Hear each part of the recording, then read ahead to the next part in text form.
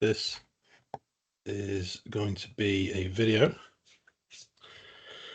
of the completion of this file, which is the exercise that we started, the first of the word exercises that we started in class last week.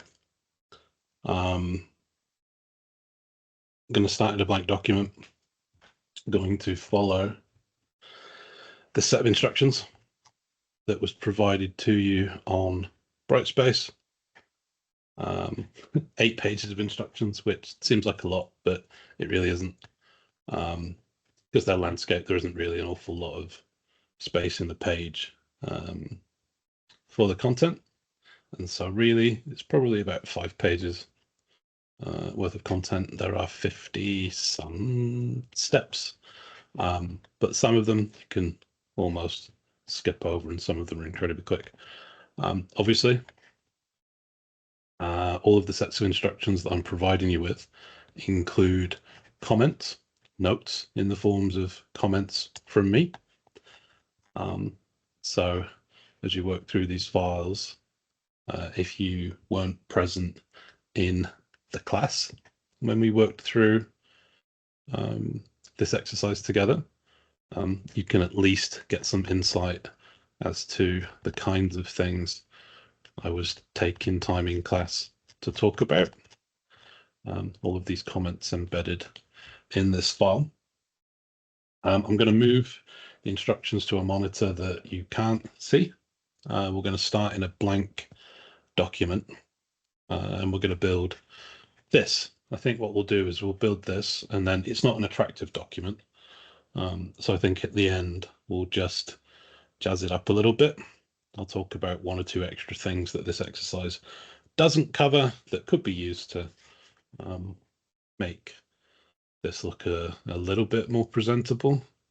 If it's a poster, then there's no real reason why it has to be a plain white background. Maybe we'll change the border style as well. Maybe we'll do something else with the image. But generally speaking, this is the file that we're going to create. This file, as an answer key, was provided to you on Brightspace, along with the rest of the files that you need for this exercise. Got a set of instructions that includes notes. We do have a data file that's labeled W01 data. Normally, in most of our exercises, because this isn't a writing class, this is a Microsoft Word class where you're going to learn how to format documents. Normally, we'll provide you with a start file, a file that you'll open and then work within, something that contains some data that we can then go ahead and format. In this case, one of the functions that this exercise teaches you how to use is in Word, in the Insert tab. There's a group of options called Text, and in that group of options, there's a button called Object that's a drop-down menu. There's an option in that menu called Text from File that allows you to import text content from another Word document without having to open that document and without having to go through and manually copy and then paste the document into your working file. You don't need to leave the working file and the Word application and go to Windows Explorer in order to insert the text from other documents. And so in this particular exercise, we actually start off in a blank document. We're going to type a couple of lines of text, and then that'll be it. The rest of the content we're going to import in the form of text from this other document that's called W01 data, just a couple of paragraphs of text. In that file, we're going to bring that into our blank document. It's going to sit after. This is what we're going to type. We're going to type the title, and then we're going to type this first paragraph, and then we're going to import the rest of the content and the image in our construction of this is our final file from scratch, from a blank document. And so reasonably straightforward, but this is one of the instances this semester where you will begin your document creation from nothing. We're gonna go new file, new blank document.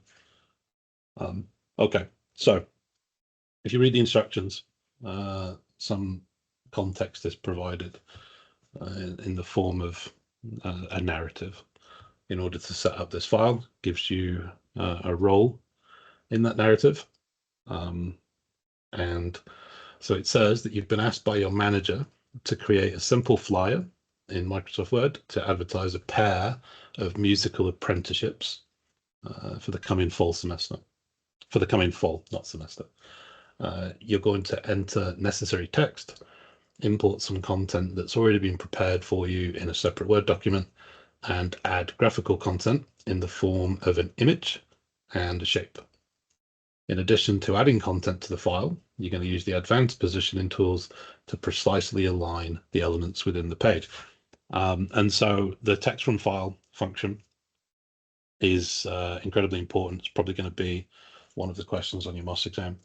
And then the more layout options menu, the position menu, the position tab within that menu, to arrange things within a page, incredibly important, especially for your MOS exam. Other than that, we're just going to be working with text and images, which most of you won't have any problems with. You'll have either done it before, or because Word is relatively intuitive, you'll be able to do it without many issues. So we're going to start. It says that it wants us to display formatting marks, also called non-printing characters, by clicking the Show Hide button. The Show Hide button is located in the Home tab. Why? Oh no, stuff isn't grayed out. I thought stuff was grayed out for a second. In the Home tab, in the paragraph group, Show Hide is right here. You can see that you can turn off and on formatting marks. So this lets me know this is where the first paragraph is. That's the paragraph formatting mark. This is where the first line of text is in that document that we can use. And then it wants us to display the ruler. If you've already completed the Essentials project, or if you've at least started working through the Essentials project and got on more than halfway, you will already have the ruler enabled in your installation of Microsoft Word, so it shouldn't be a problem. You shouldn't need to go to the View tab and in the Show group check this box. But that's how you would do it if you didn't already have it turned on. And the first thing it wants us to do on this blank line at the top of the document is type musical apprenticeships. All right, so we're going to type musical apprenticeships, and it asks us to use the return key, hit enter twice. 1, 2. This first line of text is going to be the title on this page. This is a paragraph. This is a blank paragraph. This is a paragraph that represents a new blank line that we are going to enter more text on. A paragraph in Word, as discussed in class, isn't just a string of sentences together, a string of multiple sentences, 4, 5, 6, 7 lines of text. It is in terms of writing and writing structure. But in Microsoft Word, anything that has one of these symbols on that line is considered to be a paragraph. And so on this new paragraph, we're going to type some text from the instructions that's entered in italics and bold. You could if you wanted, and I suppose I will, instead of typing it out, this is the set of instructions. You could take this content like this, and we could copy that text. This is what it wants us to actually type into our blank file on this second blank line. And we could paste it with keep text only. If we just use a regular paste option, you'll find that it brings the formatting with it. So it'll be in bold. It might even be a different font. You look at this, depending on which paste option you use. If you use Control V, it'll do this. It'll use the destination theme, and it'll paste it in both bold and in italics, and we don't want that. If we were just going to type it in this document, it would look like this. And so when I paste it, I'm going to tell it, actually, I don't want to paste the formatting. I only want to paste the content that was selected, just the words themselves. Click OK, paste it into this document, go away. All right. You could just type this out. That is the expectation from the instructions. But if you have it in a digital file, then there's no harm copying and pasting.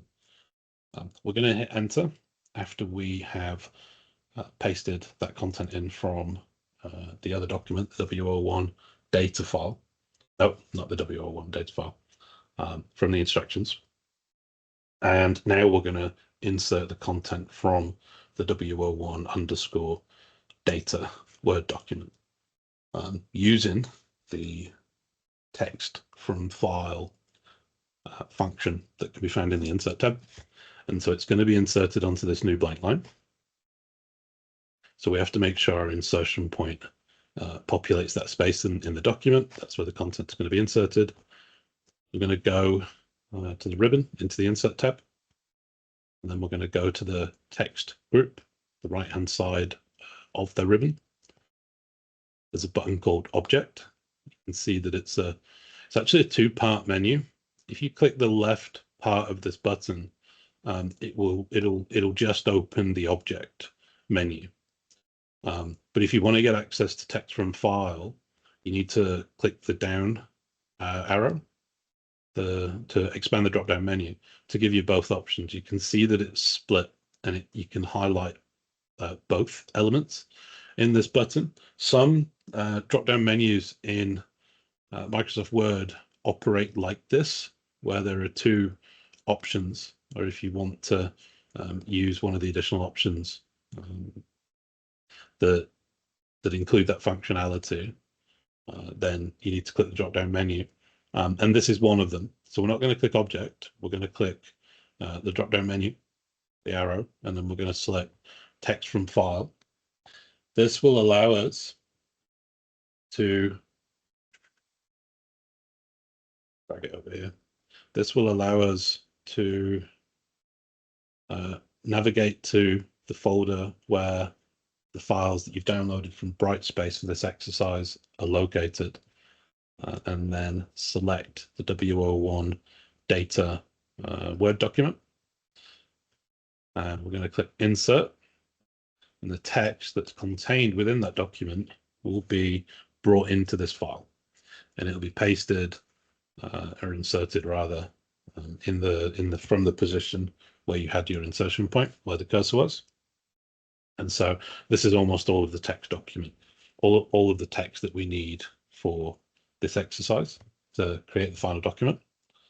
And so now we can begin formatting the rest of the document, and then we'll import the image. Okay, so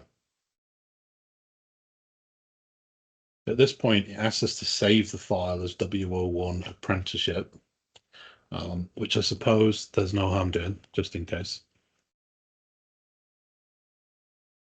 The desktop. I'm just going to save it in this folder, and I'm going to call it W01 underscore apprenticeship.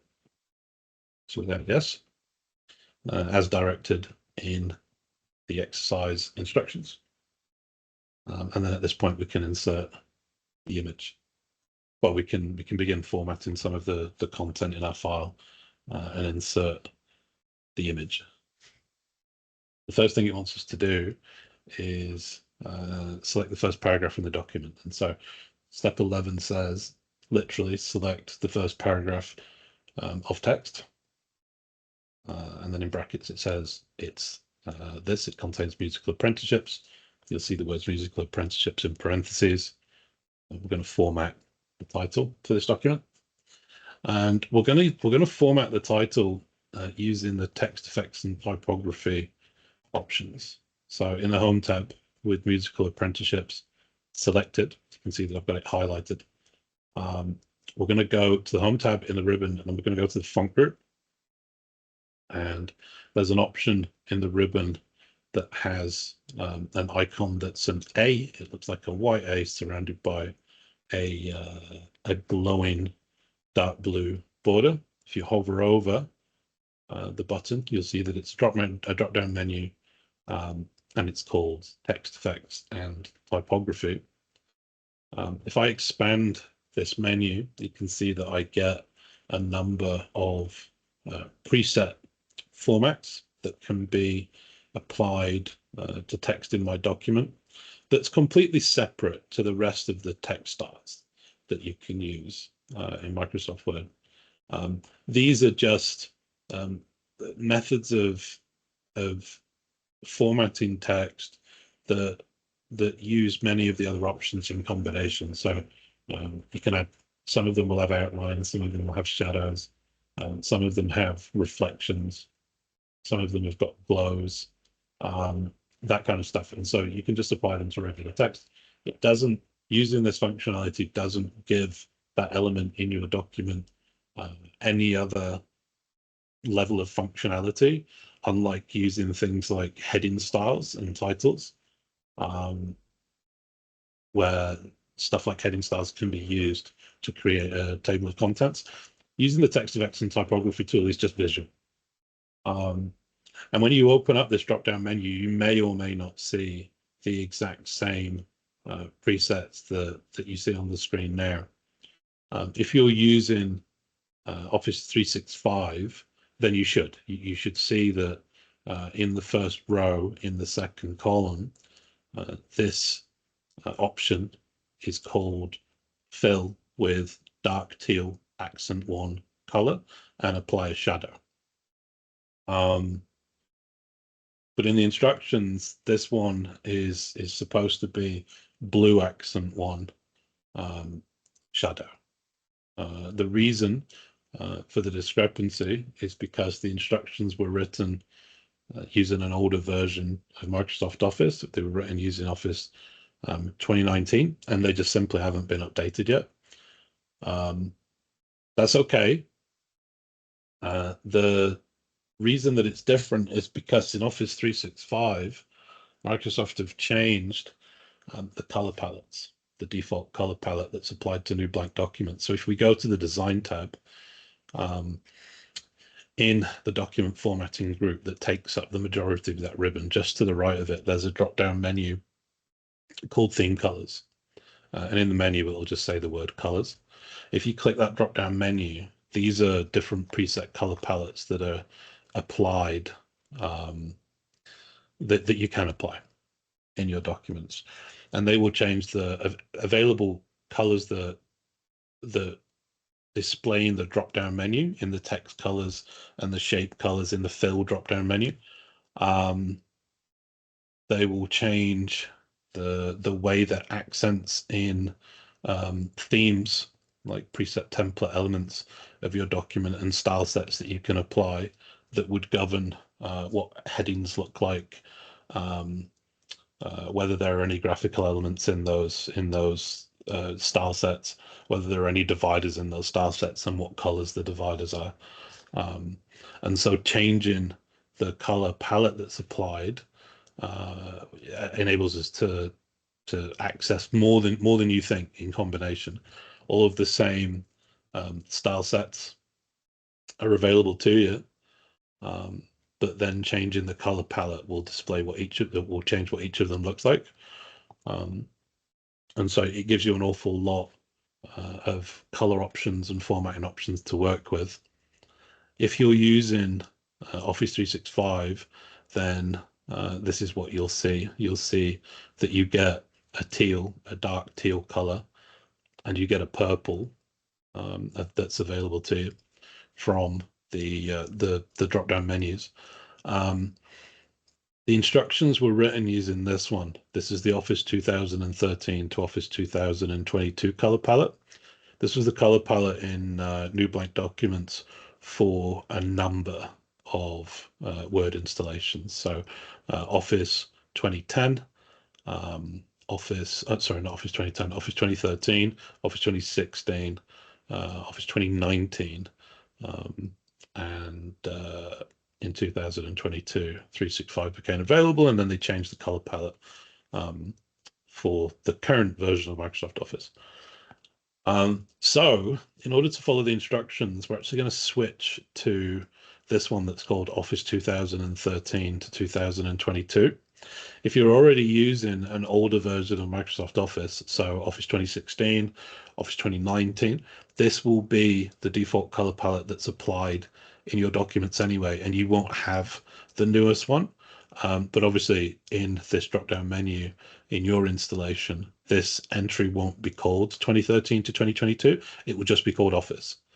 So we're going to apply this one if you're in Office 365. Otherwise, you don't need to do anything.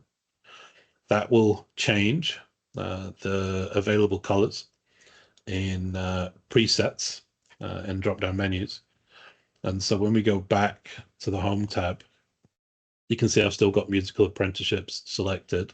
If I want to follow the instructions verbatim and use the exact color that it lists in the instructions, then I can go into text effects and typography, and the one that we looked at that was dark teal is now displaying to us as blue accent color 1 shadow, which is the option that we're being asked to apply.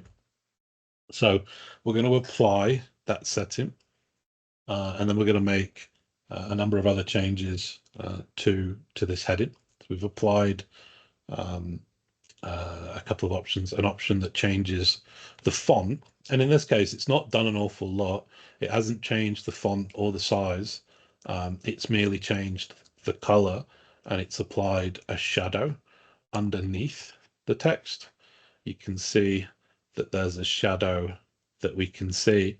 When it's quite small, it's fairly subtle, but we're going to make the text bigger anyway, so you'll be able to see it much more distinctly. Step 13 says keep the first paragraph selected and change the font size to 39 point. We talked about this in class, where obviously we've got our drop-down menu for font sizes, and the font jumps from 36 to 48. The same thing would happen if you use the increase font size and decrease font size buttons. You're going to jump between 36 and 48. The instructions ask us to make this title 39 points in size. And so we have no option but to come to the box and enter 39 manually, and then hit enter. That will apply it to our title. We're also going to center the title, which is another option that's in the paragraph group in the Home tab. And so with the text selected, we're just going to say, I'd like that to be centered horizontally on the page, please. And then we're going to change two more things. We're going to change the text color. I know we just applied a preset, and we do want blue accent 1, but we want a darker shade of that color. This is too light as far as the instructions are concerned. And then the shadow that projects downwards underneath the text, we're going to push the direction to the right, and so it'll project out to the right. These changes easy enough. With the content selected in the Home tab, we're going to come to the font group, and in the font color drop down, you can see that the theme colors have now updated. No longer do we have dark teal and then purple. Instead, we've got a column for blue accent 1, And so the top row is just the standard colors. So this is orange accent 2, this is blue gray text 2, and then this is blue accent 1. That's the name of the color. And then beneath each of those standard colors, we've got shades of each color. And so in this column, we have blue accent 1 lighter 80%, blue accent 1 lighter 60%, blue accent 1 lighter 40%, and then it switches. Blue accent 1 darker 25%, and blue accent 1 darker 50%. This is what we're going to apply. Still blue accent 1, still part of the blue accent 1 color range, but with some black in there to make it darker. And so making it darker will increase the contrast on the page, makes it easier to read. You'll see that it's quite clever, really, and they didn't used to do this. But when you go and you hover over these colors, it shows you a sample of that color applied it with text in a little box, because you didn't used to get that pop up at all, to show you what text would look like if it was formatted in that color on a white page. And then underneath in the box that pops up, you can see that it says it provides low contrast. So the lighter colors, because the page is light, are going to prompt you with this low contrast warning, whereas the darker colors will tell you that the contrast, if the page is white, in this case, the contrast is very good. And so that's a new option that they've included that I quite like. We need to apply the shadow too. So we're going back to the Home tab. We're going back to the font group where we first applied the text effects and typography preset option. And instead of selecting a different preset, we're going to leave this preset applied, and we're going to manually adjust the direction of the shadow. So we're going to go down to the second part of that drop-down menu. You've got options that will populate another pop-up menu to the right. I'm going to go into shadow, and I think this is the one that we want. We want first column, second row, the one that says offset right. And you can see that in the actual document, this is what because I've not got any of these, I'm not hovering over any of these now. You can see the preset is still applied. The shadow is being projected beneath the text. As we hover over each of these options in this menu, you can see that it applies in real time to give you a preview. So you know what the text is going to look like once you click one of these options. We're going to pick offset right, because it provides a little bit more separation from the page. And we're going to leave that. That's our title for now. At this point, we are at step 14. So page 3 in the instructions, step 14, inserting pictures. Step 14 asks us to position the insertion point at the beginning of the paragraph of text that begins with the words Fury Sonics. And so it's talking about right here at the start of our document. Don't want to apply that. It thinks Fury is spelt wrong. We could ignore it. I just need to position my cursor here. This drop down I can ignore. And then on the Insert tab, step number 15 says, in the Illustrations group, click the Pictures drop down, select this device, and then insert the W01 image file. We're going to insert that image into this location. And so because we're inserting it alongside text, the image is going to be anchored to this first line of text. Sometimes you can ignore it, especially if you're bringing the picture in front of the text layer. But in this particular case, it's going to be important because we're going to use a menu and an advanced positioning tool in order to align the image within the document. And so, in that sense, it's going to be quite important for us. So my cursor is right here before the F, where the word Fury is. I'm going to go to the Insert tab. I'm going to go into the Illustrations group, and I'm going to go into the Pictures drop down and select a picture that I've got saved on my device. That takes me to the folder where I've downloaded the files from Brightspace 2. You can see that there is an image in this folder along with Word documents and a folder that contains my answer key. You can't see all the Word documents by default. You have to come into the drop-down menu here and say I'd like to view all files. When you open this menu, because we asked it to insert a picture, it knows it's looking for particular file types, and Word documents don't meet that criteria, so that they get excluded, so they're filtered out because it's searching for images only. This is the one that we're going to insert. We've only got one image in this folder. Going to select it, going to click insert. Word brings it into our document. And you'll see that you get a prompt to approve some alternative text that's been generated. In the Essentials project, when you upload your screenshots, there's a box that pops up that asks you to either mark the image as decorative, and so there's just a little checkbox, or to provide some alternative text that would be used with screen readers. So if someone's got vision issues, maybe they're partially sighted, maybe they're completely blind, and they use a screen reader that scans their computer screens and any documents that they're looking at. It would encounter this image, and then it would attempt to search that file for any alt text.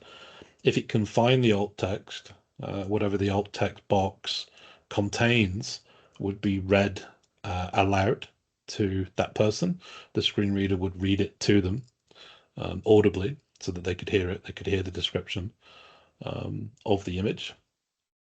And so when you import images into Word now, and it doesn't matter whether you import them from the web or whether you import them from your device, Word is going to do a very quick assessment of what it thinks that image is, and it's going to generate. I suppose it's AI generated. It's actually algorithmically generated, but I suppose it effectively works the same way. Word has determined that this image that we've inserted is displays a music note on a CD, which is true. You can understand why Word has given this image that description, and I'm asked to approve it or to edit it. If I click edit, then I'm replacing the text with something else. If I think this isn't an acceptable description of the image, I can click edit and update it. Otherwise, I'm asked to approve it. You can ignore it, and it will keep that generated preset description in the alt text box unless you decide to change it. It's not gonna leave it blank. So it's now got something in there that you can change. And so you can approve it on import, but you don't have to. You can just accept that it's going to generate something in the background. You can actually view the alt text box if you wanted to approve it or edit it, and then you click off it, and then you click back on it. You'll see that the prompt to approve the automatically generated alt text disappears. If you do want to apply alt text to an image or an object in your document so that it can be described to people that have got disabilities, then there's a couple of different ways you can do it. You can right click the image, and there's an option in the menu called View Alt Text. It will open up a pane on the right hand side of Word that can be closed without saving. You can see that automatically generated description is in this box, musical note on a CD, and then you can say I want to approve it. You can mark it as decorative, which lets screen readers know that the image doesn't need to be described. It's just a visual flourish within the document. It doesn't have any bearing on the actual content itself. I'm going to close it because we don't need to actually access it. But you can. You can also access the alt text menu from the picture format tab in the ribbon if you've got the image selected. Under the accessibility group, there is an alt text button that will give you access to that same pane that opened up on the right hand side. And so there's two different ways that you could add alt text to an image. You can come through the right click menu, or you can go through the ribbon. We're going to ignore it for now. It will be a question on your exam, so you do need to know how to access the alt text menu. You need to know what it's for, and you need to know how to get to it. But in this particular file, we're gonna leave it. We're not asked in the instructions to make any changes, so we'll move on. We've inserted our image, and it says select the newly inserted picture and then click the layout options button that appears in the top right hand corner of the selected object, and then under with text wrapping, click square. And so we inserted this image into Word, and it inserted it to the position that we had selected. It was before the F in Fury-Sonics. The image has got a size that it's imported at, and we've imported it into the same layer of our document that text currently occupies. And so, or text did occupy. And so now the image exists in that space within our document, and it's displaced, it's pushed down further in our document, the text, because the default setting is for images to be inserted in line with text directly into the text layer, and not to allow the text to populate around it. And so you can see it's displaced it. What we want to do is set what's called the text wrapping to square, which is going to allow the text to populate this unoccupied white space that exists now to the right of our image. And we're gonna bring the text back up. We're going to fill some of that space using square text wrapping. Now, there's two different ways that we could apply this setting to. One from the object itself and one from the Picture Tools Format tab. With the image selected, you should see a square button that pops up in the top right hand corner. This is a menu that can be expanded. And in this menu, if you hover over the thumbnails underneath, it will tell you what each of the text wrapping settings that you can apply are called in a little box that pops up to give you the name of it. We want the first one called square text wrapping. While we're in this menu, we'll just take a look at one of the other options that we've got. You can see in the thumbnail, these two look quite similar, but they're not the same. Square text wrapping, this image that we've inserted contains transparency, so it's not a JPEG file. The white space that makes up the bounds of our image is not filled. It's not filled with white color. Instead, it's completely transparent. And so if you use square text wrapping, the text does this. It exists and limits itself to the borders, the bounds of the image. That would be quite good if this image wasn't transparent. But we do have another option that we could have used. We're not going to use it, but we could have used the tight text wrapping option. Tight text wrapping will allow text to flow into the space within the image where there is transparency. And so you can see, for obvious reason, why we didn't do that. It makes it a little bit difficult to read with the first parts of these lines of text appearing on one side of the musical note, and then it kind of but there are differences. If we were to use the through text wrapping, not an awful lot happens.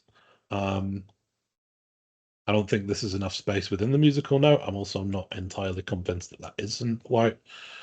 So we're going to use square text wrapping, but you can see, unlike the shadow, when I hover over these options, nothing actually happens at the document level. It doesn't show you a preview of these things. You have to click on them to apply them. There's a lot of inconsistency in Word like that. Some things will show you previews in real time. Some previews are incredibly accurate. Some previews won't show you what happens in real time, and some are not accurate at all. We're going to apply square text wrapping. We could have applied the text wrapping from the Picture Tools Format tab 2 with the image selected if we were in this tab, or if you couldn't get this option to prompt. Sometimes menus in Word can be a little bit finicky. So if you've got the object selected, but this doesn't appear, you can still apply text wrapping to pictures. In the Picture Format tab, there's a group called Arrange. And one of the options in the Arrange group is to wrap text. And then you can see that you don't have to hover over these options for the name to appear. You see the thumbnail and then you see the name right alongside it. So you can see that square text wrapping is currently applied. Again, two ways to get to that menu, both of them really important. And you should use whichever's quickest for you. Like speed is, especially in the exam, speed is of paramount importance to us.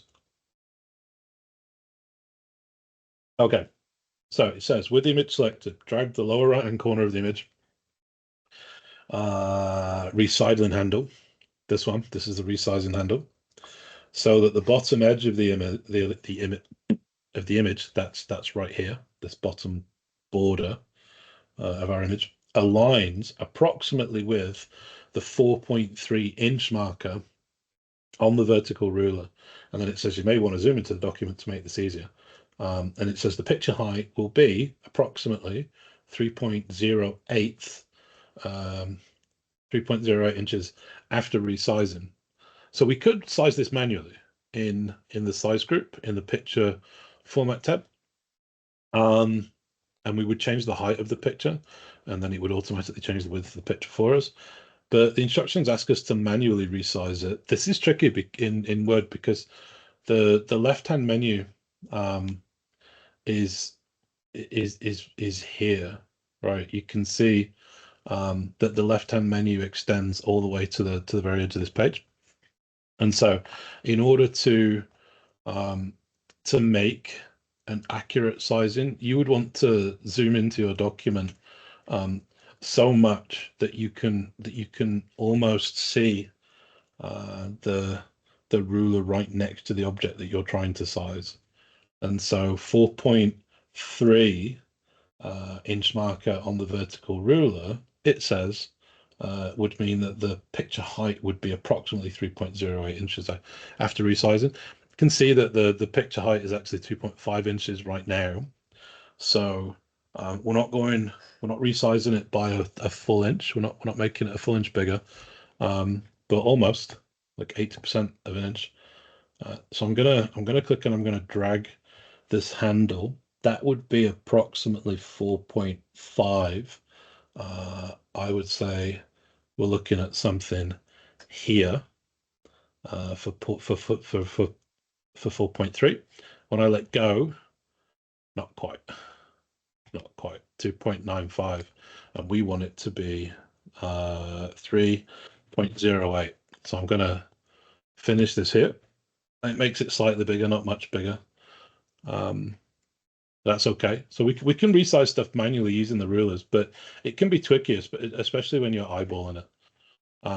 The ruler is really good for working with tabs and indents in documents. I don't find that the rulers are actually useful at all when resizing documents. Honestly, either eyeball it or use the menus to set sizes. So we made the image a little bit bigger, and now what we want to do is reposition the image to the right hand side of the page, and that's the step that most classes got up to in class last week in the in-class demonstration. And so that will be, once we've done that step, that'll be the start point for classes this week, when we're going to finish this activity before we move on to the next one. So a couple of different ways that we could approach this.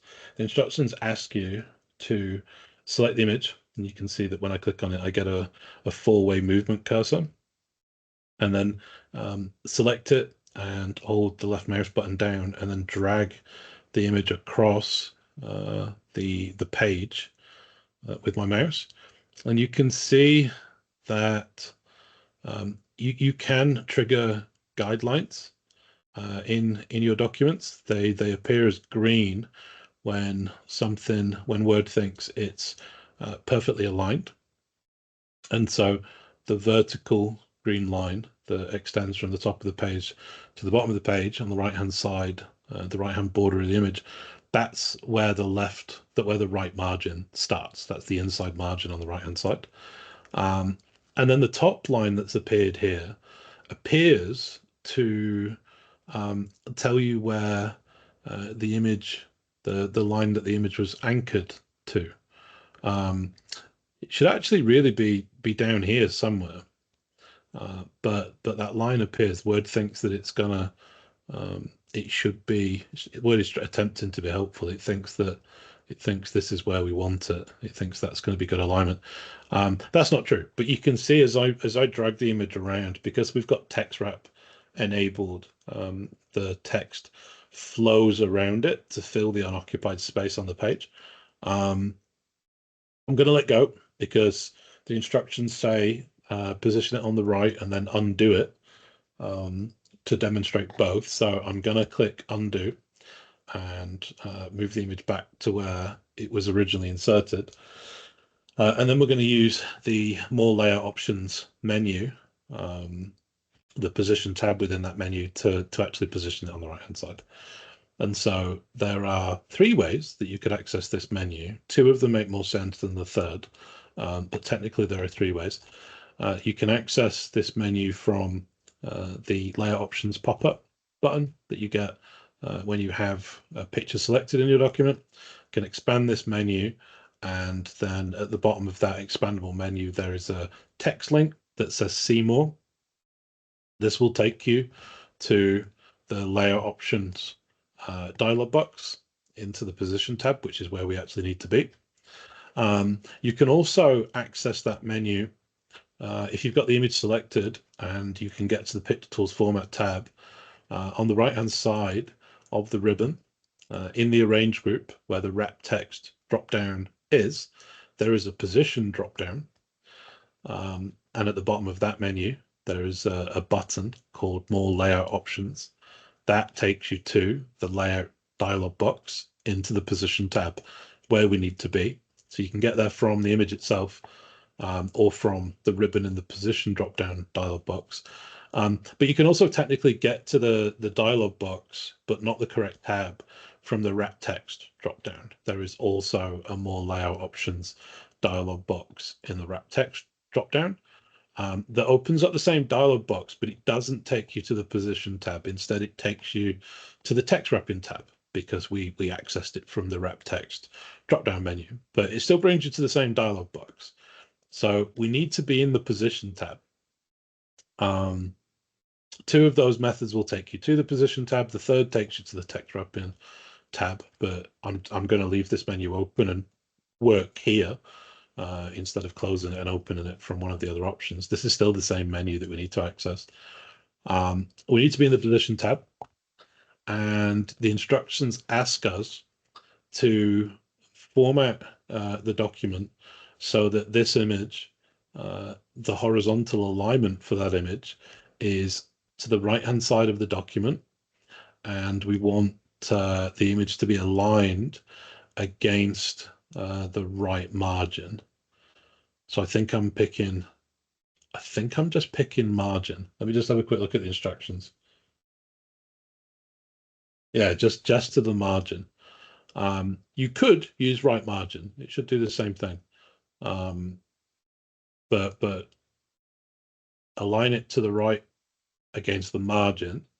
And then the vertical alignment, we want to be set to, so I'm going to check alignment, to the top of our document, relative to the line of text alongside which it was inserted. So we had our insertion point before the word Fury, at the top of the page. That's currently where it's aligned now, but it's currently aligned. It is aligned to the top alongside that text. And so this is actually in place right now. We don't have to amend out anything for this to be true.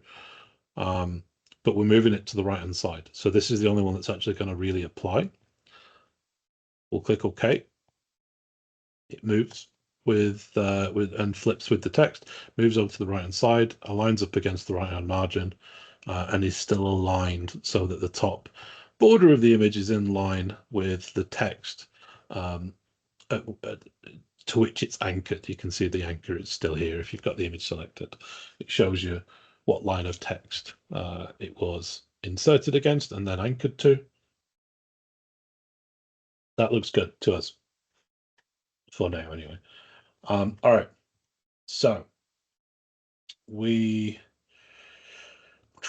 at this point would be applying picture styles, and so page 4 in the instructions, task number 22.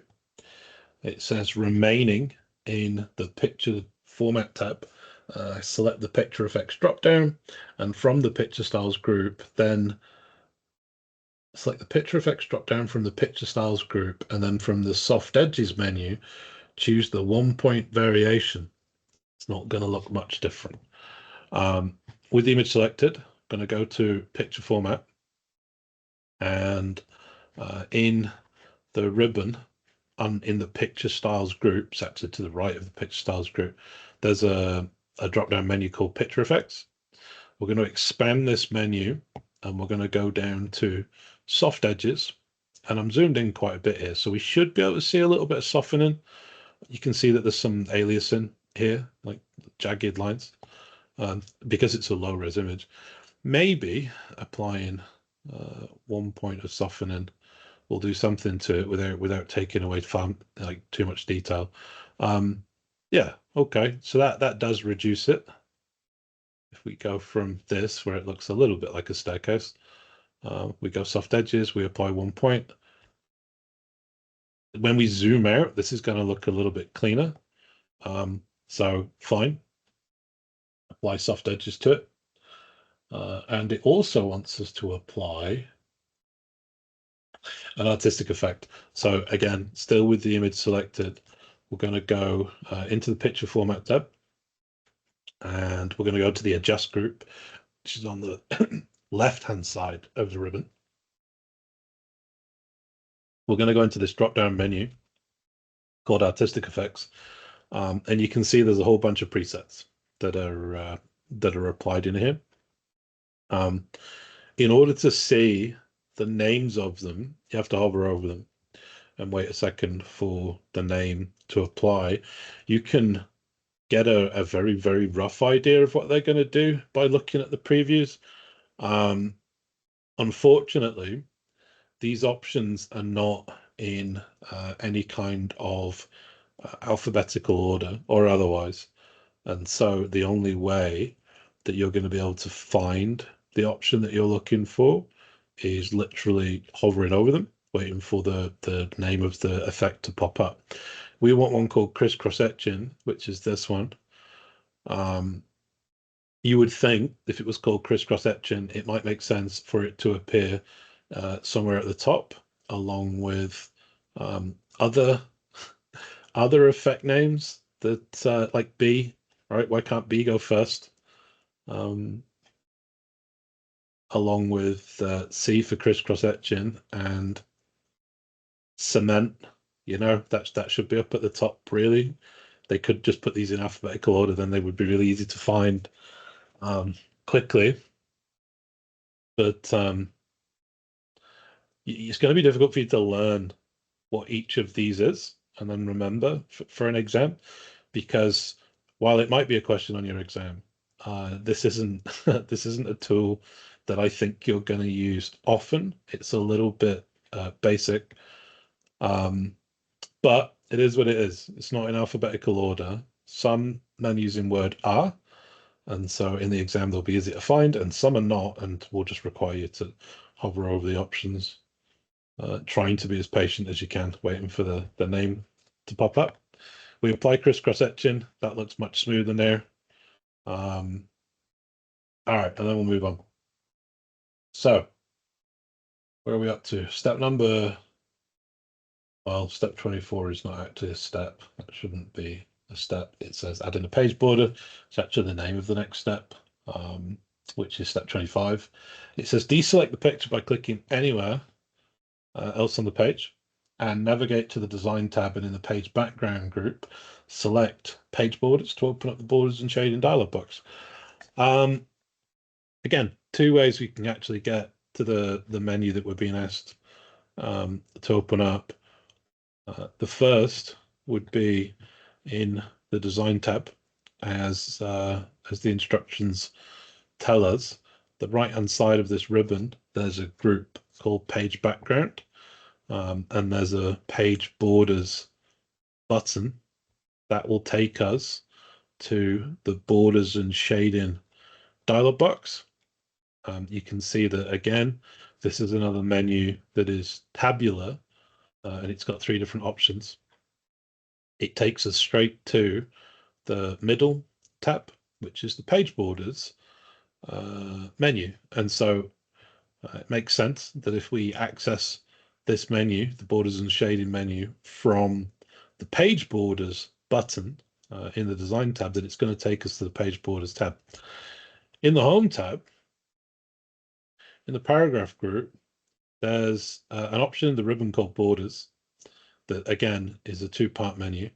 It's a 2-part button. If you just want to apply the style that the thumbnail displays, then you just click the button to apply it to whatever you want in your document. If you want to do something else, you've got to click the drop-down menu, which gives you more options. And then at the bottom of this menu, this drop-down menu, you can see that there's a link to the borders and shading menu, and that's where you can access all of the regular border options, plus the shading tab, plus the page border tab. And so if you get there from the home tab, it takes you to the first tab, which is the borders tab, for obvious reason, but then you can just click on page border. Either way, it's the same dialog box, and we need to be in the page borders tab. The instructions ask us to generate a box border on our page. So we go from none under setting to box. That puts a border in the margin space, top, bottom, left, right, by default. We'll talk about this in a second. The instructions ask us to select a double line border. So we're going to scroll down in the style group here and select the double line border. The color, we are going to make the same blue that we used for the title, blue accent 1, darker 50%. So we'll apply the dark blue. And then the width is going to be 1.5 points. Is it 2.25 points? I think it's 1.5 points. I'm just going to select 1.5 for now. And then that's most of the options. That's going to give us a double line blue border, 1.5 points thick, each of the lines, all the way around a document. Now you can see that the right-hand side of this menu, and this isn't something that the instructions are asking us to interact with, but I'm going to explain it while we're in here, has buttons for each side of the border. So the top line can be removed or enabled. The bottom line can be removed or enabled. And then the left and the right edges of the border can be removed. So you could, if you want, you could just have a border applied to the top and the bottom of the page. Or you could have a border that's applied just to the left and the right-hand side of the page. Most people don't. Most people don't customize this, And so they just apply a border and it goes all the way around. But you can. And by interacting with these buttons, in the work that you're going to do for me this semester, this demonstrates, if you interact with these buttons, it demonstrates a deeper understanding. Not only can I apply a border in my document, but then I can customize which edges that border actually displays on. And so when you work through the word capstone assignment, which I haven't introduced yet, but we'll be introducing it soon enough. The way that it's graded is on a scale of 0 to 3. 0 marks if you didn't use that particular function that's listed in the rubric. And then 1, 2, or 3, depending on the level of complexity and depth of knowledge that you're demonstrating. So if you come and you apply a box border, and then you leave it black and you leave it with the default size and you leave it single lined, like the default options, and you just click OK, then yeah, you're going to get the mark for that question, but you're probably only going to get 1 of 3 available marks for that question, because that demonstrates a basic understanding. It doesn't tell me anything else about the other things that you know in Microsoft Word. It doesn't tell me that you know that you can go in and manipulate the style and the color and the thickness, or you could add art to a border, or you could tell the document that you don't want the border to be applied to every side of the page. You could customize it. If you use multiple of these options, then you're going to get multiple marks. You're going to get the 3 marks that's available. In this particular case, because I interacted with these buttons to show you the preview turns on and turns off, it moved from being a box border to a custom border. Now, these are still the same options that we want to apply, and I got there from the box border. This would still be selected if I hadn't interacted with those buttons to change which face of the page has a border displayed to it, but which edge of the page has a border displayed on it. But it doesn't matter. It says I've customized the border, which is technically true. We're applying it to the whole document. This is a setting that we're going to talk about at another time. Right now, we just want one page. That page is going to have a border on it. And so I'm going to click OK. You'll see it applies that dark blue border to our document. And we'll move on. All right, part 3. We are moving to page 5 in the instructions. And it says, place the insertion point in the blank paragraph below the music apprenticeship's title. So it's talking about this blank paragraph. Now we can only see where it's located in our document if we've got show hide turned on. You can see that if I turn show hide on, I can see where that blank line is. I can easily put my insertion point in that blank line. And it says press enter 4 times to push the existing content on the page downwards and make room for a text box. Now, this document is going to be limited to a single page. We're not going to extend to 2 pages.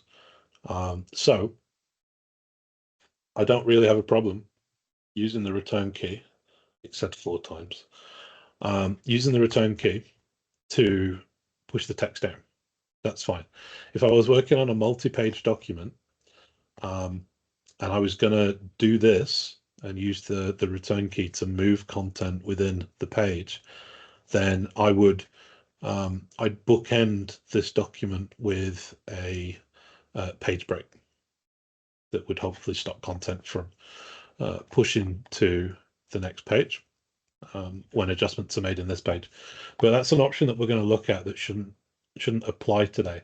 I am slightly conscious that the instructions, and so the answer key that we've got, so this is the answer key, the final document, that the font that was used in that document was Verdana 12 point, and in our working file, because this is Office 365, we're working with Aptos 12 point, so maybe it's the same size, maybe it won't take up additional space on the page.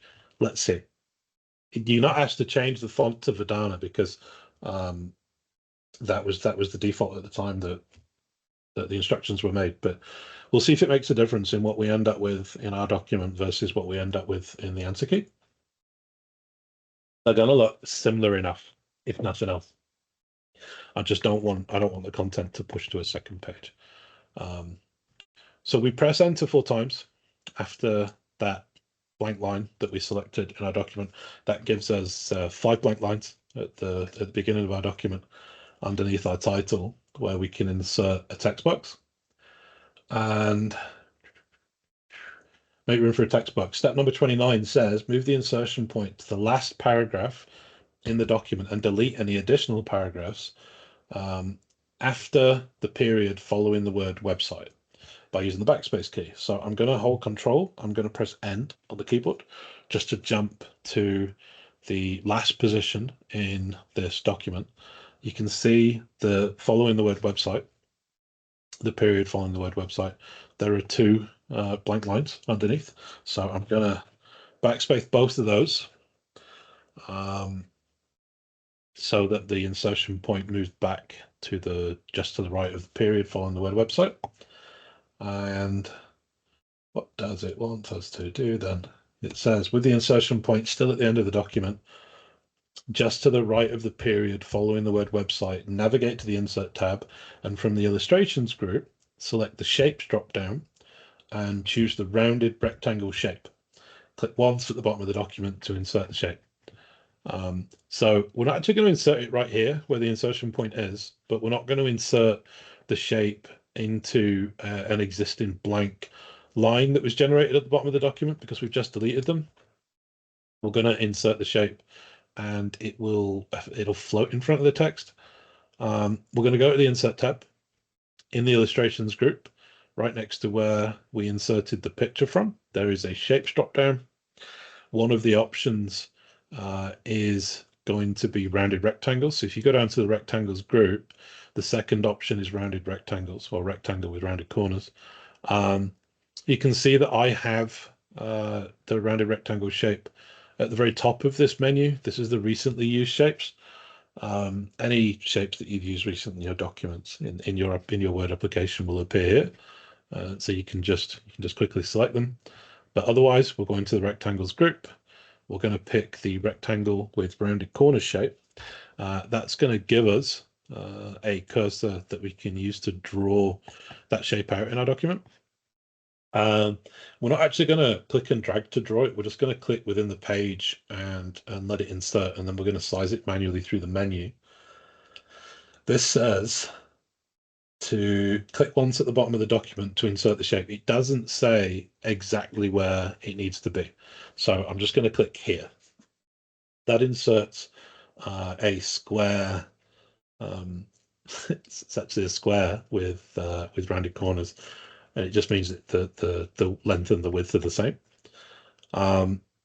You'll see that some shapes in Microsoft Word have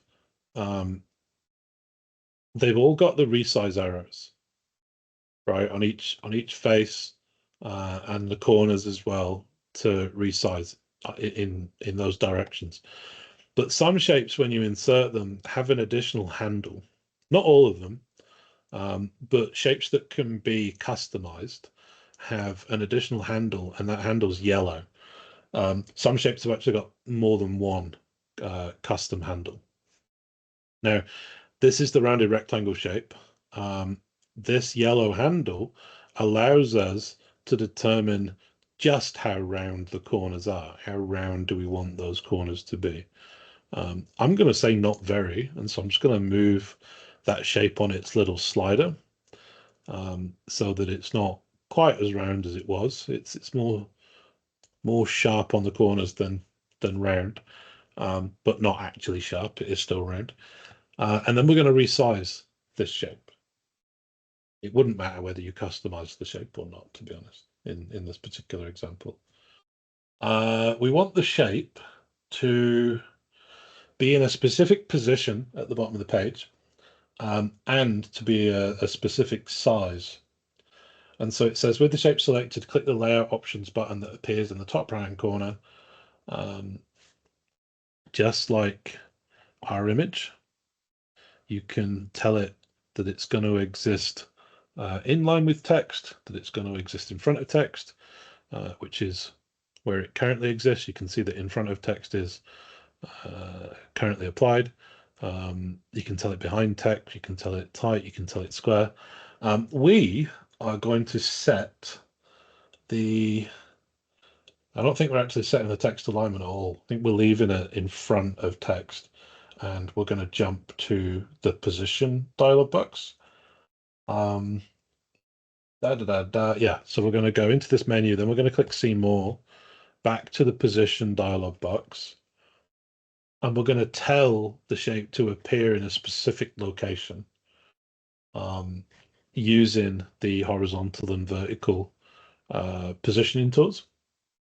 We're going to set the horizontal alignment to centered horizontally on the page relative to page.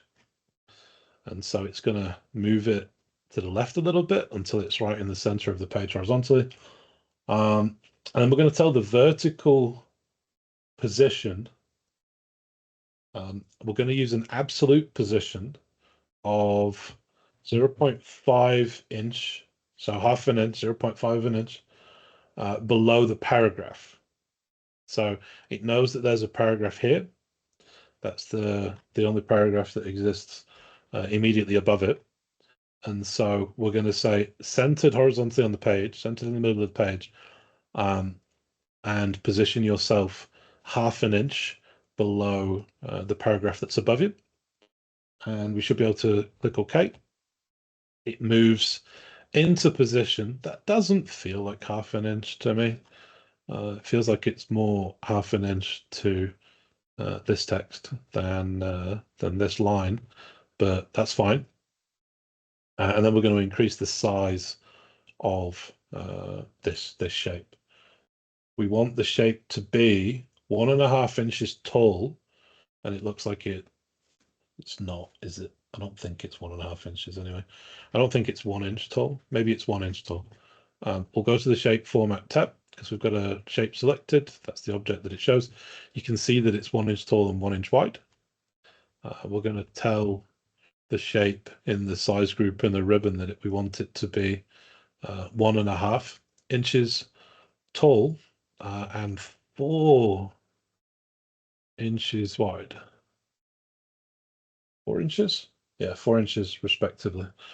Okay, so this is the shape at the bottom of our document. All right, that takes us to page 6.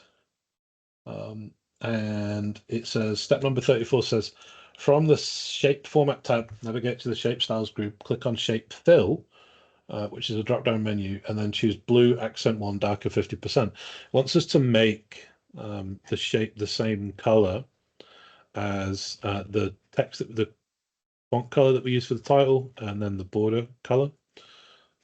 In the shape format tab, in the shape styles group, there's a drop-down menu called shape fill, and we can select the blue accent 1 darker 50% color in there. You can see that it makes the shape much darker than it was.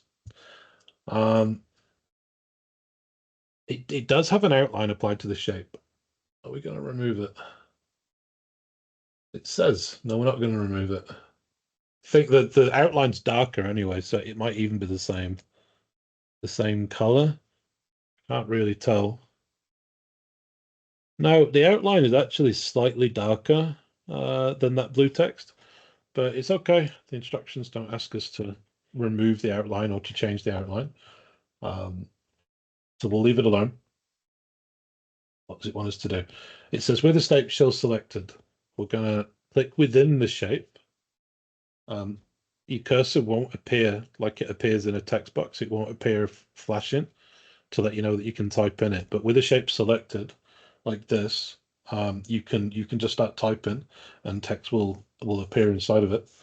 We're going to type applications. No, we're not. No, we're not. No, we're not. We're not typing that. That's for the text box later on. So I'm just going to undo. There we go. You can see once you've started typing in it, then when you kind of backspace and you delete stuff, all of a sudden the cursor will appear, but you have to start typing for that to happen.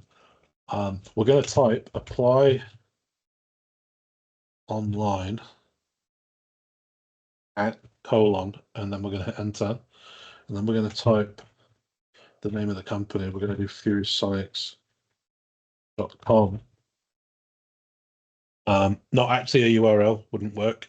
You could hyperlink this if the document was meant to be used digitally.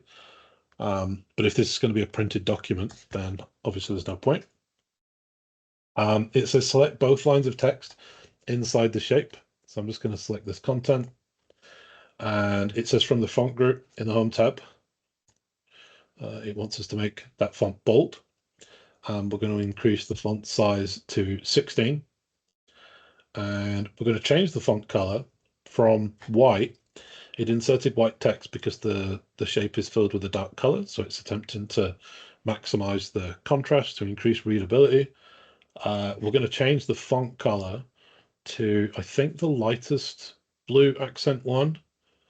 So not white, it's still going to be blue, but from a distance it'll probably look white because of the amount of contrast. So we're going to click this color, blue accent one, lighter 80%. And then it says position the insertion point after the period following the word website and drag towards the bottom of the page, selecting all remaining lines and the shape. Well, there are no remaining lines and the shape doesn't exist in the same layer as the text. So it's not actually going to do anything.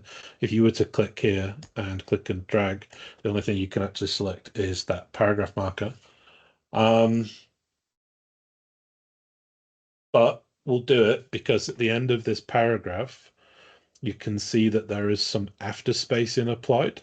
Not much, it's probably the default 8 points of after spacing. Should be, because we started in a new blank document. We talked about the default settings that are applied in Word. And so in the Home tab, in the paragraph dialog box, if we expand this menu to get to the paragraph dialog box, you can see that there is 8 points of after spacing applied, because that paragraph, Word doesn't know that we're not inserting another text paragraph underneath this one. And so in the last line of this sentence, because this is classified as a paragraph, it applies some padding in there to dictate where the next line of text can begin. We're gonna strip that out. Nothing else, I think, in our document is going to change. I don't think it's going to make any difference to our shape at all. I don't think it's going to move, but we're just going to get rid of any additional spacing that follows the word website by saying no after spacing. So I'm just going to put 0 in here and then click OK. Nothing happens, but you can see the highlighted portion is then reduced. If I just undo it and then redo it, you can see that's the space that we've just removed after that paragraph. Doesn't inform anything else in our document because other than a document property field that we're going to insert into the footer, which also wouldn't interact with the text layer, there is nothing else at the bottom of this document. The shape doesn't exist in the same line as the text, so nothing happens to it. It's floating in front of the text. Technically, I suppose that step's redundant, but the before and after spacing and the line spacing was something that we talked about in our first word class, and so I suppose it's still worth doing, even though nothing else happens.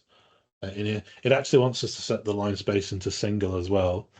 That has 0 impact. This has an impact that you can visualize because you can see that there's less space extended from this paragraph underneath that would then dictate what comes after it.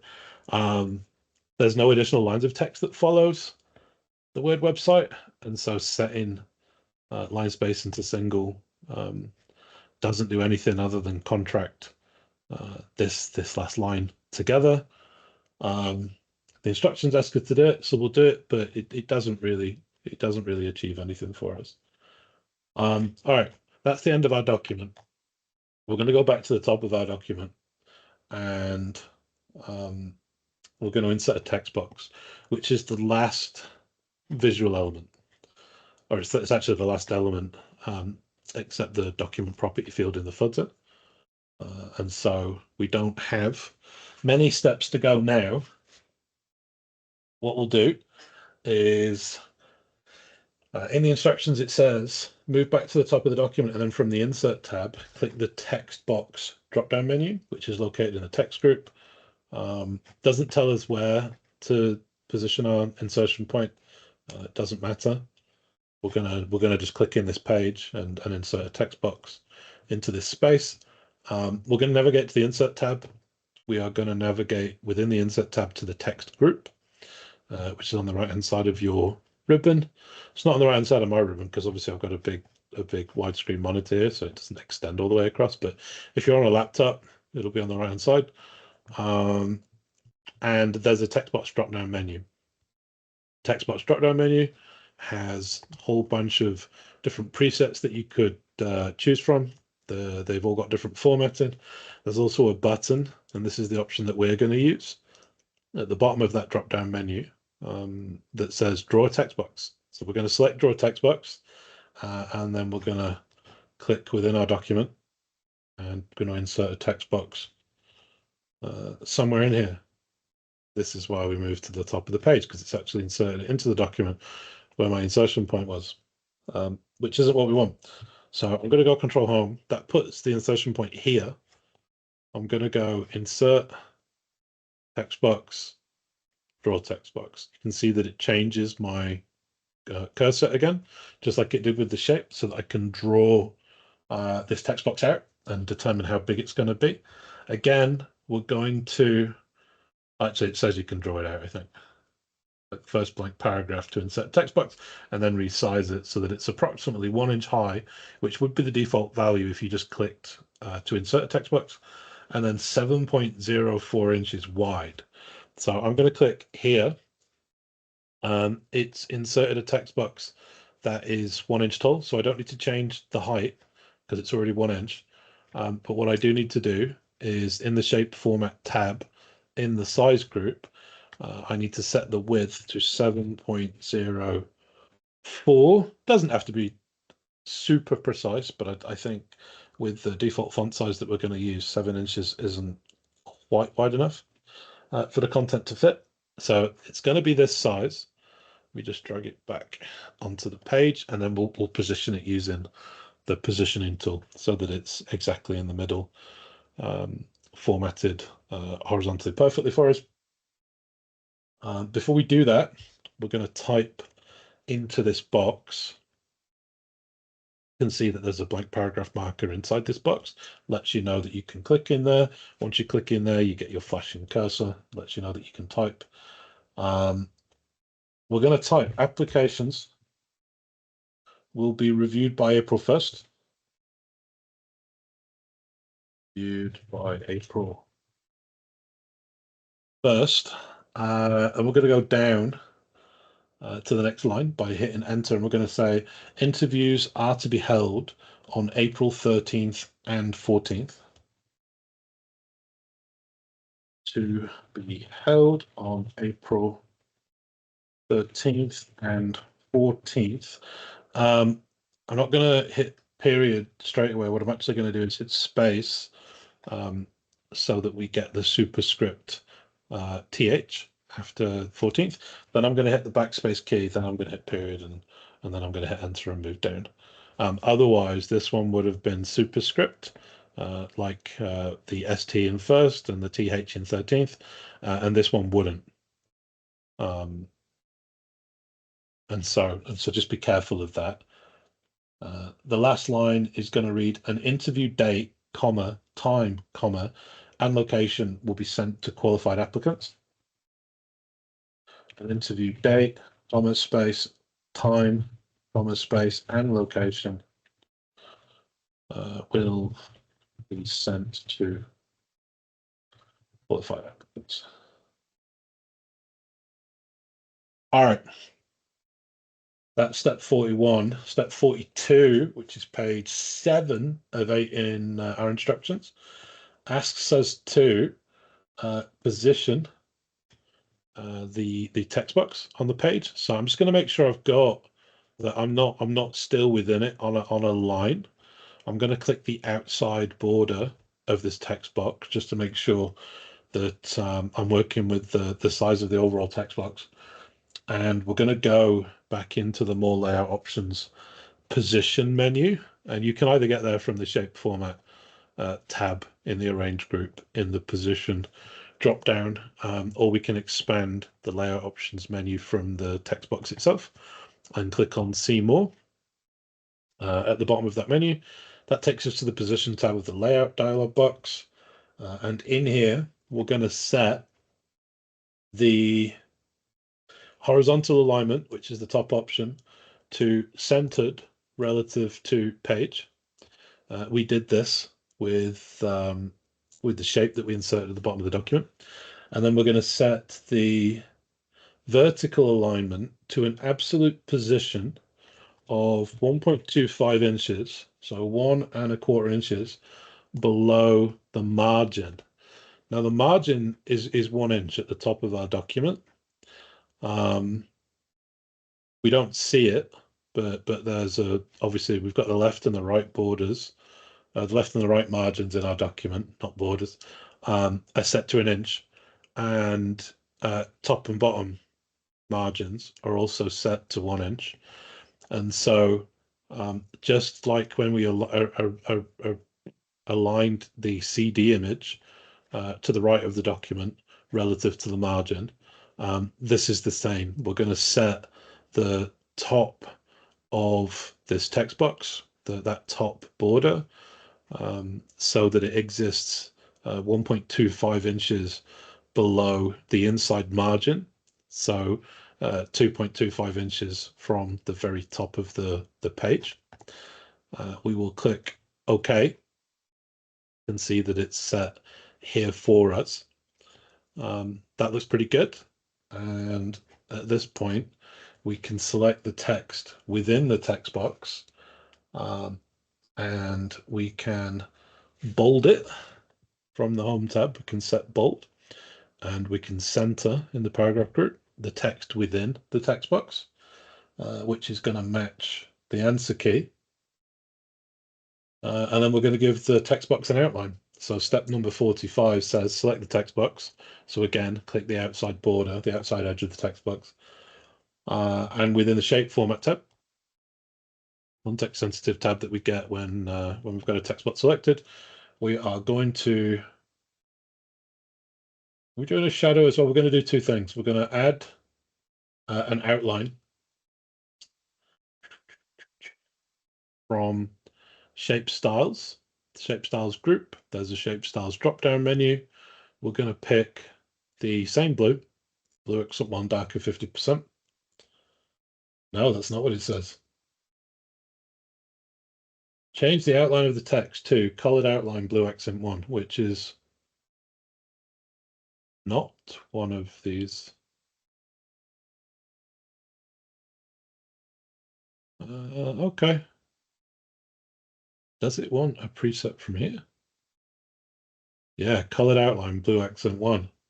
So not from the shape outline drop-down menu.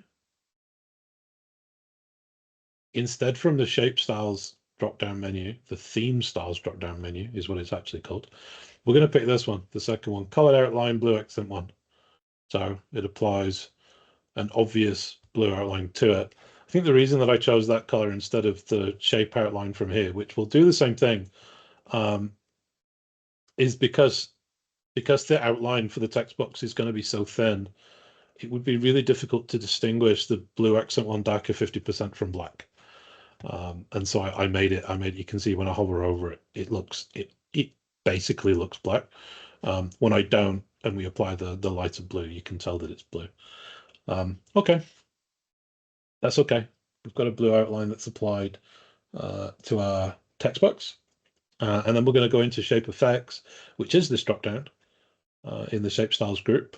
And we're going to go to the shadow menu. And in the outer group, we are going to pick offset bottom right, which is first column, first row, like this. Gives us some separation from the page. With the outline, it looks quite clean. Again, not an attractive document. These are practical, functional edits that we're making. We'll make more attractive documents later on. You can do a whole bunch of stuff to jazz this up if you want. Make shapes, colors, fill the text box with color. You could change the page border. You could apply it to certain edges if you want. You could change the page background color. You could pick a different image. There are things that you could do to make this look more attractive, but the instructions are the instructions. All right, last couple of instructions. Page 8 of the instructions. Add in a file name to the footer. So it says move to the insert tab, and from the header and footer group, click the footer drop down and click edit footer. We don't need to do that. You could just double click in the footer to open it up, but I'll show you where the menu is anyway. We're going to go to the insert tab. There's a header and footer group in like the middle right of the ribbon in that tab. There's a footer drop down, and there's a button at the bottom of that drop down that says edit footer. All that will do is open up the footer so that you can access that space of the document. I would never go through the menu to access the header or the footer. Instead, I would just double click in that space of the document to get access to the footer. No need to go through a menu to access the header or the footer. It says opening the header or footer will put you in the header and footer tab. And so what you'll find is, just like when you've got an object selected within your document, if you access the header or the footer space of the document, it will give you a context-sensitive tab that contains functionality that you can apply in that area of the document, in that region of the document. So it says from the insert group within the header and footer tab, expand the document info drop down and choose the file name field. You can see that in the footer, just like in the body of the document within the text layer, I'm left aligned. I can click in the space, I can type text here, I can insert content here, and unless I change it, it's going to be left aligned. In the header and footer tab, in the insert group, there's a drop-down menu that we will have talked about in class. And there are some preset fields and then a whole bunch of other fields in an expanded menu that we could insert into our document. We want to insert the file name field. Now, we saved this document as W01_apprenticeship. And so that's the text that will be inserted into the footer. I can't actually, oh no, I can because it's right there. I was going to say I can't show you what the file name's called, but it's actually up here in this installation. It's not in the center like it would be in the classroom on campus. You can see that the document is currently saved as W01_apprenticeship. That content here is populated in a document property field in the background of Excel. And what we're going to do is insert the value of that field into the footer. And so it's going to do the same thing. It'll say that it's W01_apprenticeship as an electronic field. So we're going to go insert tab, document info, and we want file name. It inserts a field that if you click on it, it'll just select the entire thing. It'll just highlight the entire thing. If you right click it, you can tell that this is a field. When you click on it, it highlights the whole thing. Doesn't matter where you click. That tells you that this is a field. But if you right click it, you can see that there are options to update this field or to edit this field. If you changed the name of the file, which I'll do to demonstrate it, let's go back here. If I say that this is W01 apprenticeships, I'm going to call it complete. We're not quite complete, but there's only print options left. But I'm just going to change the name of it to this. Click OK.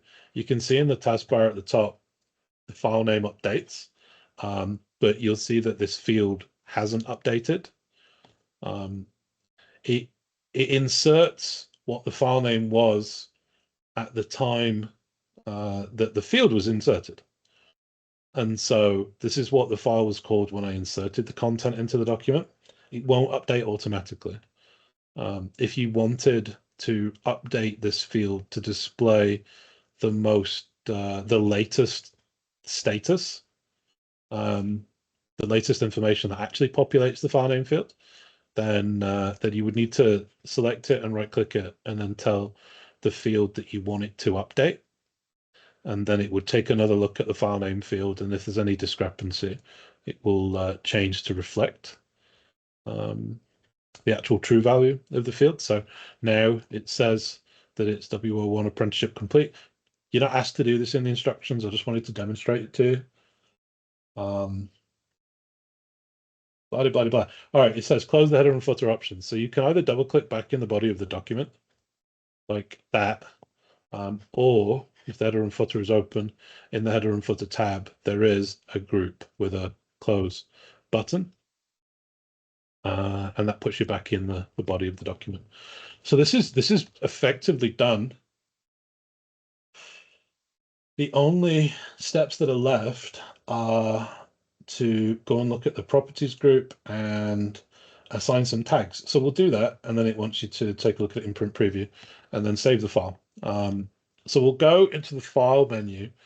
Depending on what version of Office you're using, clicking on file won't always take you here. It won't always take you to this home tab. Instead, sometimes it takes you to here, which is the info tab. The info tab of this menu is where we need to be, because this is where the properties groups are. And you can see that in the info tab on the right hand side, in the properties pane, there are a handful of fields that you can populate content with. There's an author field, there's a title field, there's a tags field, which is actually the keywords field as well. There's a comments field, but not many. Now we do want to access tags, so we could type the tags that we're going to use for this document straight into this field. We could just populate them right here. But there are additional fields that are worth looking at while we're in this location. At the bottom of that pane, there's a link. It's actually a button that says show all properties. If you click it, it expands to give you more options, more fields that you could populate, categories and subjects and who the company is that you work for. Is manager listed here? Manager is not listed here. This is more, but not all of the available fields. You could also, and we don't have to, but you could also go to the properties button at the top, which is a drop-down menu, and you could jump into advanced properties, which will open this pane in a dialog box where you get access to more fields like manager. We are entering tags in this space, and the instructions say that it wants us to, I can't even see them, I'm so zoomed in. It wants us to add the tags apprenticeship and full. And so the season and the word apprenticeships into the tags field, which is right here. When you expand this all properties dialog box and it takes you to the summary tab, you don't see a tags field, but you do see a keywords field that didn't exist in the other location in the info tab. The keywords field and the tags field are identical. I don't know why they're labeled differently. Microsoft does this sometimes. They take the same properties group or the same function or the same argument in Excel, and they label it different things. They give it different names depending on where you find it in the application. But tags are keywords, and so in the keywords field, if I type apprenticeship and then a comma, and you can either do a comma and then just type the next tag. I also didn't type apprenticeship. Oh no, maybe I did type it correctly. You can type the next one in, which would be fall, like that, immediately after the comma. That would work perfectly fine. Or you can put a space in. I've got a habit of putting spaces in after commas for obvious reason, and so it's not going to make a difference. It still works perfectly fine if you include a space here. We'll click OK, and you'll see that both apprenticeship and full have been added in the tags group, in the tags property. And so we entered it into the keywords property from the advanced properties menu, but it still goes here because it's the same thing. I think the only other thing we do is print preview. What does it say? It says click print on the left-hand side of the window to display the print preview pane. No, because you'd have to be in this menu and then click print, and then obviously that takes you to print preview. You could do Control P, right? It takes you straight there, straight into print preview. This document looks certainly close enough to, this is the answer key. They're not identical. They're not 100% identical anyway. Let's have a quick look. Review one side by side with the other. What am I doing? Let's go send it back across here and then send it there. That's what I had before. It's because I'm in print preview. Let me come out of print preview. We'll zoom out, get them to look close enough. That's close enough. So our answer key, even though the font size is 12 for both fonts, 12-point font, you can see that, and this is the same zoom level, this is 110% for each document. The font in the answer key, the actual font appears to be bigger. And that's part of the Verdana font, the design of the Verdana font. And this is what I was talking about in class, about how many lines of text, how much space on a document the fonts take up. Character spacing is different. The actual font sizes are different. Point size 12 isn't always the same between fonts. That's like a size within a font. And so point size 12 for this font and point size 12 for a different font are going to be two different things. You can see the impact that it has in our document, where we've got like this last sentence, the last line before the shape says provided on our website, whereas in the document that we've just designed, the last word is website. And the only difference that I can see is that it's a different typeface that's applied. We're using Aptos, and the answer key uses Verdana. Doesn't matter. The position of all the elements is what really matters. They look close enough because the font is bigger in the answer key. The shape, which is spaced from the paragraph before it, is there a mistake in there? Is yeah, there's a blank paragraph here. That's not supposed to be there in the answer key. Why can't I remove it? Got it open from somewhere else. It should be slightly further up, but you can see it's pushed a little bit further down. But otherwise, this looks bloody close enough. Not identical, doesn't matter. We're using two slightly different versions of Microsoft Word. This was created in Office 2019. This was created in Office 365. We weren't asked to change the font at any point, so it's the font that has that's responsible for the differences. You can see in the text box at the top, this appears to be larger than the font that we're using, and then the body of the text is meaningfully different, and then the font that's in the shape also looks bigger in the answer key because it's Verdana and not Aptos. But everything else is almost identical apart from that border. And I don't know whether that's a mistake that I made while I was working through it in this video, or adding a page border, double line.